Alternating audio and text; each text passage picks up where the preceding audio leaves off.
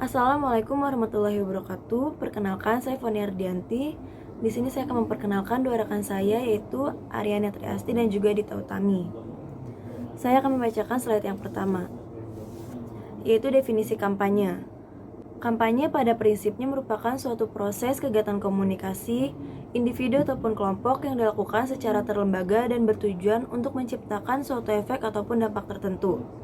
Rogers dan Story tahun 1987 mendefinisikan kampanye sebagai serangkaian tindakan komunikasi yang terencana dengan tujuan untuk menciptakan efek tertentu pada sejumlah besar khalayak yang dilakukan secara berkelanjutan pada kurun waktu tertentu. Nah, merujuk pada definisi ini, maka setiap aktivitas kampanye komunikasi setidaknya harus mengandung 4 hal, yakni yang pertama, tindakan kampanye yang ditujukan untuk menciptakan efek ataupun dampak tertentu. Yang kedua, jumlah khalayak sasaran yang besar. Yang ketiga, biasanya dipusatkan dalam kurun waktu tertentu. Dan yang terakhir adalah melalui serangkaian tindakan komunikasi yang terorganisasi. Lalu slide selanjutnya, tujuan kampanye. Kampanye adalah kegiatan komunikasi yang dilakukan secara tersusun dan terlembaga. Lembaga tersebut berasalkan dari lingkungan pemerintah, swasta, ataupun lembaga swadaya responden atau LSM. Kampanye memiliki tujuan yang beragam. Beberapa kelompok atau lembaga swadaya juga menggunakan ini untuk mencapai tujuan mereka.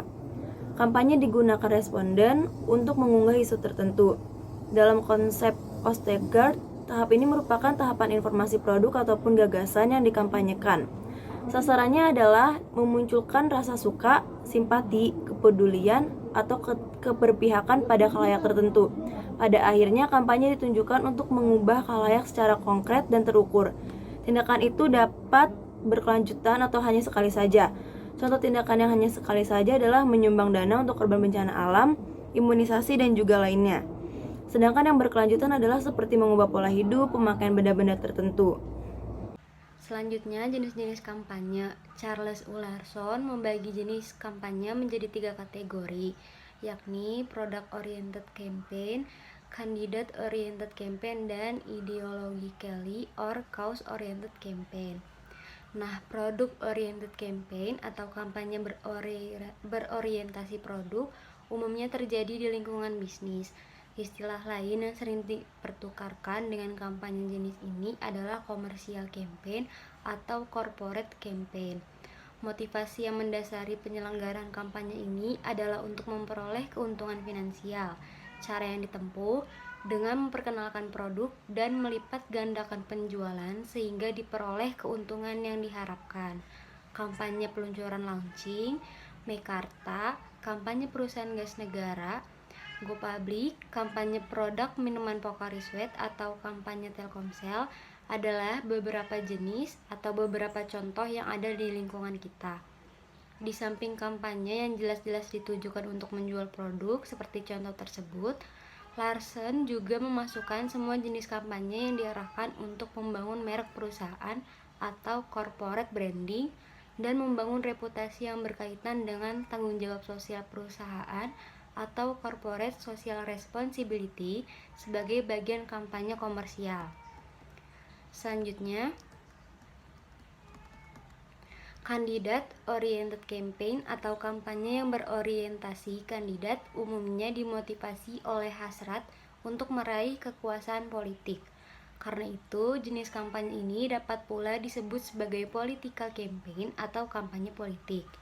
Tujuannya antara lain untuk memenangkan dukungan masyarakat terhadap calon-calon yang diajukan partai politik agar dapat menduduki jabatan-jabatan politik yang diperebutkan lewat proses pemilihan umum.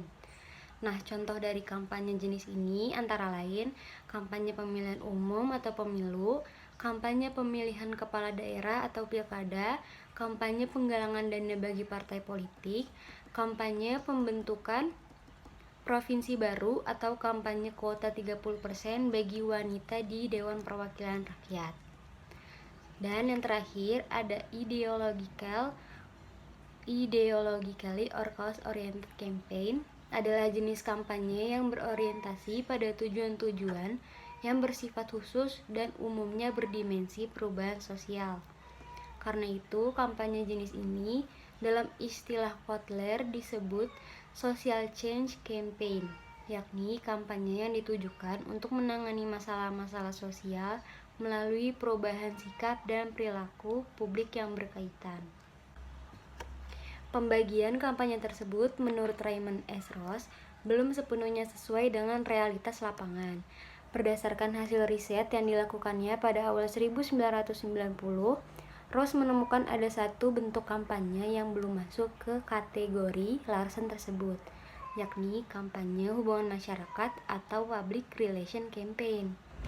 Jenis kampanye ini menurut Ross bersifat khas karena tujuannya adalah untuk membangun citra atau reputasi organisasi, mengatasi krisis organisasi, serta membentuk saling pengertian antara organisasi dan publiknya.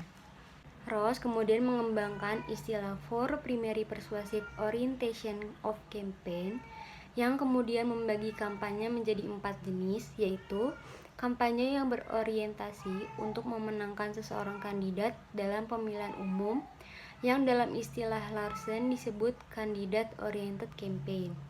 Yang kedua, kampanye untuk menjual produk atau jasa, atau the selling of product or service, yang dalam konsep Larsen dapat disamakan dengan product oriented campaign.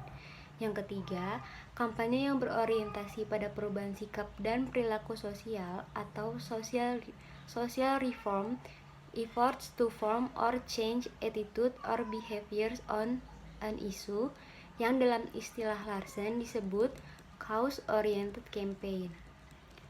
4. Kampanye yang ditujukan untuk membangun citra atau reputasi yang baik tentang institusi atau effort to improve the image of organization or person. Jenis kampanye hubungan masyarakat ini merupakan jenis kampanye yang baru dan memiliki orientasi serta tujuan yang berbeda dengan 3 jenis kampanye sebelum menurut Larsen. Selanjutnya ada kampanye dan manajemen kampanye. Kampanye pada hakikatnya adalah tindakan komunikasi yang terencana atau plan communication dan diarahkan pada tujuan tertentu atau goal oriented. Dalam kaitannya ini, Johnson Carter dan Copeland menyebut kampanye sebagai an organization behavior yang harus direncanakan dan diterapkan secara berhati-hati. Hal ini menunjukkan bahwa kegiatan kampanye membutuhkan sentuhan manajemen, yakni merancang, melaksanakan, mengendalikan, dan mengevaluasi suatu program kegiatan secara rasional, realistis, efisien, serta efektif. Sejak awal, kegiatan kampanye selalu mengikuti tahapan perencanaan, pelaksanaan, hingga evaluasi. Perbedaannya, pada masa kini, berbagai tahapan tersebut dilakukan dan diformalkan dengan istilah manajemen kampanye, yakni proses pengolahan kegiatan kampanye secara efektif dan efisien dengan memanfaatkan seluruh sumber daya yang ada guna mencapai tujuan yang telah ditetapkan. Dengan masuknya manajerial dalam pengolahan kampanye, diharapkan peluang keberhasilan kampanye menjadi lebih terbuka dan lebih besar. Sekian presentasi dari kelompok 1, kurang lebihnya mohon maaf. Wassalamualaikum warahmatullahi wabarakatuh. Terima kasih semuanya.